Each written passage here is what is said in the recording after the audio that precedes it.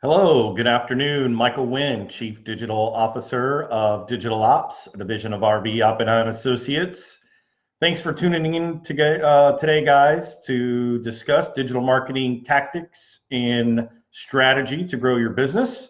Today, we're going to talk about what is the DL on the Instagram DM strategy, right? What's the down low on the Instagram DM strategy to build one-to-one relationships for your business. Right now, what we're experiencing on Instagram when it comes to DM, direct messages, is very similar to what we experienced in 1999. For those of you who had email, 1999, 96, 97, 98, 99, when you had email, what did you do when you got an email? You read every single one of them. Not like today, where it's a lot easier just to swipe it right off your screen and ignore it or snooze it or send it to trash or spam. We did that. Well, we're experiencing that same phenomenon when it comes to Instagram direct messaging. People read every single one. Now, that said, I think what we are seeing is some businesses are trying to shortcut the relationship building part of the direct messaging because they're just trying to cut to the chase and they're trying to direct sell. And that comes across very spammy. So like email of today, when someone types in the subject line in all caps or dives right into the let me tell you what I can do for you, or goes right into selling mode, it comes off very offensive, and we want to trash that and spam that. So let's talk about what is a good strategy. What's a strategy that can help your business win when it comes to building relationships with Instagram users one-to-one? So number one, let's start with the ability now with Instagram. When they came out with this really latter part of 2017 and then enhanced in 2018, the ability to search and explore and some of the new tools that came out. Again, it reminds me of what happened in 2010 when there were some tools that came out for Twitter that allowed you to do various search capabilities for keywords with users within your particular area. And that really kind of opened up the opportunity again to go one-to-one, for businesses to go one-to-one with a large community of people and look at, okay, who's talking about banking, for instance, in my local area. So I could put in the search parameters. I could say 5 miles, 10 miles, 1 mile. I could put in the topic, and I could use that search query and search all of Twitter, right? And that was a really popular method for people to be able to identify and find users who were, who are interested in finding people who are like-minded, who are interested in their products or services. So that same thing has happened on Instagram. And so businesses who understand and know how to leverage the tools and platforms to be able to do a search by hashtag and also by location and be able to pull up and identify a group of users who match that criteria is really step one in building relationships one-to-one for your business. The problem is it's not very scalable, right? It's not like you can just like set up some type of script and just let it run and you just throw a bunch of money on at it. It actually takes a person to use the tool, put in the information, and then once you identify that, again, so it's about locating those hashtags or locating those conversations or locating those interests by topic using the hashtag, and then identifying that group of people within the radius that your business sees, is going to reach, whether, again, 1 mile radius, 5 mile radius, etc. So once you have identified what the hashtags are and you've identified what the users are, when you've gotten to that step, then you're able to go to the next phase, which is building the relationship. How many of you have ever gone to a party and walked up onto a conversation and we're there for like 30 seconds and then you started talking about something that was of interest to you, and you had no idea what the conversation was about with the two people that are there. And they both look at you like, why are you hijacking our conversation? You know, I mean, that's not the way to build friendships and relationships at a party. And the same thing is for social. So if you identify this hashtag, you know, this topic matter, and you identify the users, you literally have to go one by one, look at the user, look at the feed, look at their post, and identify what's important to them based on their content. Now, it's interesting because as public relations professionals, we have for decades been really good at media relations and building relationships with reporters and other parties who have a vested interest in the interest of our business or our clients' interest. And so we've been really good at being able to analyze you know, previous reports or previous commentary or op-eds that are related to that person that we're trying to connect, because we want to share our story for our own company or for our client's company. But this is sort of the same thing. So with Instagram users, when you have the ability to literally look at what they're posting, you know, I mean, okay, yeah, it seems kind of stocky, but at least you're giving them the respect that you're going to take the time and evaluate what's important to them.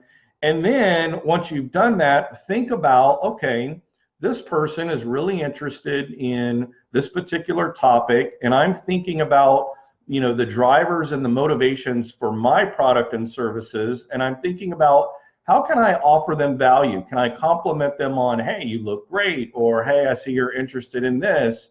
You know, I love your post, and you follow them.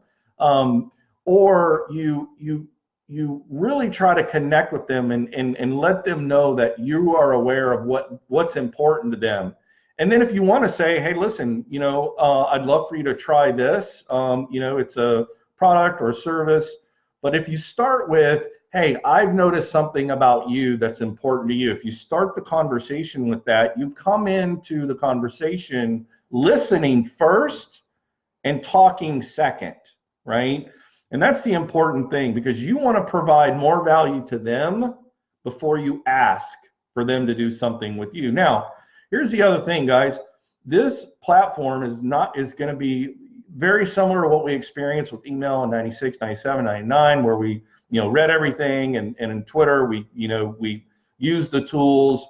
Eventually, this type of technology is going to get worn out, and we're going to move on to the next thing. But for now, this platform is rich with relationship building opportunities to help grow your business. So the thing that you want to do is make sure that Instagram as a platform is not holding all of the assets in its platform, right? So you want to then create, whether you have a CRM system, a customer relationship management system, where you can turn that third-party data that's at Instagram into first-party data that you own, and profile and create profiles of these users. Now, obviously, you know, a user that has 180 followers versus one that has 1,000 followers versus 10,000 or 150,000, obviously the impact of that user has a varying amount of influence. But there are plenty of people out there who may only have 1,500 or 900 in your small town if you're in a local area, and they have plenty of influence, even compared to someone on a national scale. So don't underestimate or don't think that just because they've got a low amount of followers that they're not worth your time in interaction. Because here's the thing, when you go through this process and you have part of your team members that are reaching out and identifying who these users are based on their interests that are in line with your company values and ideas in what's important to you, when you find that mesh point, you want to connect with them, capture that data, and then send the direct message to them and say, hey, love that you're interested in this, love your feed, you know, we're going to follow you. By the way, we've got a great value, love to send you something if you'll send me your email address, right? So you're going to get a bunch of no's, right? I mean, if you do this 2,000 times over a month and you reach out to all these users, you may only get a certain percentage. It's interesting, we recently did this for another client. We did it on a very small sample size, But we did this effectively, and we did the value proposition approach in finding out what was important to them. And even on a small sample, we had 30% of the people who responded favorably, either by sending us their email or saying, yes, I'd like to try it, whatever that action point was that we asked for. But we approached it not in a sales approach, but in a relationship building approach. And that was by first taking a minute. It literally takes 30 seconds to scan through someone's feed and see what's important to them. Is it their kids? Is it their hobbies? Is it their food? Is it the places they go to vacation? Or, whatever their content, whatever their feed is built of. So that's what's really important. And I think, again, go back to don't spam people. No one likes it. It doesn't matter if it's in your email box or your DM box. Nobody wants to be spammed. So respect the user and respect the platform. Now understand that if you start to do this at scale, Instagram may block or suspend your account. So it's another reason why you need to be very careful, and you need to respect the rules of the platform, and you need to respect the end user when you're asking and you're reaching out for this. But guys, right now we're seeing a huge return on investment from this very localized one-to-one approach in connecting and leveraging the social web to be able to grow your digital footprint, to be able to expand your reach. And again, this is like hand-to-hand combat, right? It's one-to-one. This is not something you can scale. However, your business can put in its strategy and its social media marketing strategy this tactic, and it will work and it will produce results. But the fact of the matter is, you're going to have to invest human capital to be able to execute this particular strategy. But it can pay off huge. Because here's the thing, if you really connect and provide value to that Instagram user, and they take action and they try your product or they try your services, more than likely what's going to happen is they're going to talk about it. They're going to take a picture of it. They're going to tell others. And then what happens? That's what we talk about when we talk about influencer marketing. That is at the core of what we're trying to accomplish here. But it's twofold. It's that, yes, we want to engage them one-to-one, but yes, at the same time, we want to leverage the one-to-one opportunity of connection. But then we want to also understand that the flip side of that coin is the one-to-many viral component of the influence of that end user on Instagram. So these are tactics. It doesn't matter if your company is a small business and services your local area, or if you're a regional business, or if you're a national company with an audience across the US. This same tactic, this same strategy can be very effective and very useful for your business. So that's the tip I wanted to share with you guys today. Thank you so much for your time. My name is Michael Wynn. I'm the Chief Digital Officer at Digital Ops. I hope you guys have a great day, and we'll see you tomorrow.